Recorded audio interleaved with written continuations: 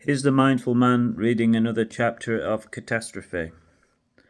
That evening Kate was quite quiet at the dinner table, and she listened to Tom and Mary chat away. They were getting on so well that they didn't notice how unusually quiet she was. Little did they know that she was in the first flush of young love, and she was bubbling away with excitement. She knew that for the time being, she had to keep it between Snowy and herself. She didn't want to be the centre of attention while her once separated parents were getting on so well.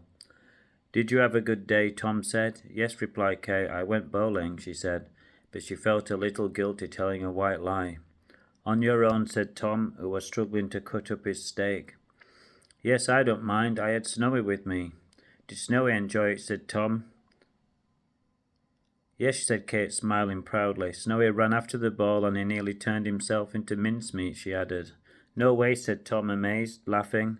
"Didn't anyone try to stop her?" he said. "Yes, but they were too slow," Kate said. "He's as fast as lightning when he wants to be," she said proudly. Snowy munched happily on her cat meat, but he was taking everything in like a sponge. "Next time I will knock all of the skittles down with my paws," Snowy thought mischievously. "He's a lovely cat," said Tom, and he patted her softly on the head.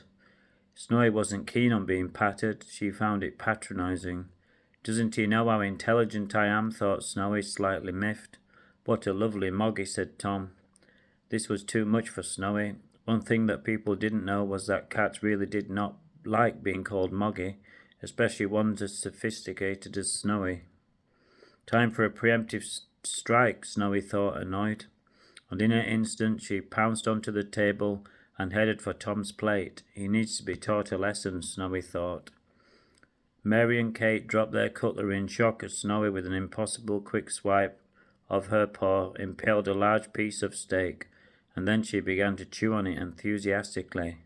"Hey, what's going on?" said Tom, annoyed and shocked.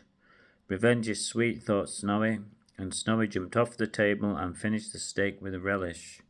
Kate and Mary burst out laughing as Tom frowned at what remained of his once impressive meal.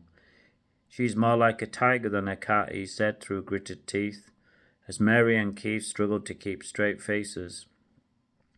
"That's more like it," thought Snowy, as she lapped away at his water, feeling content. Later that evening, all Kate could think about was Ben and how much she wanted to kiss him. She'd never kissed a boy before, and she wanted it to be special. Hope you like this chapter. Please sub me.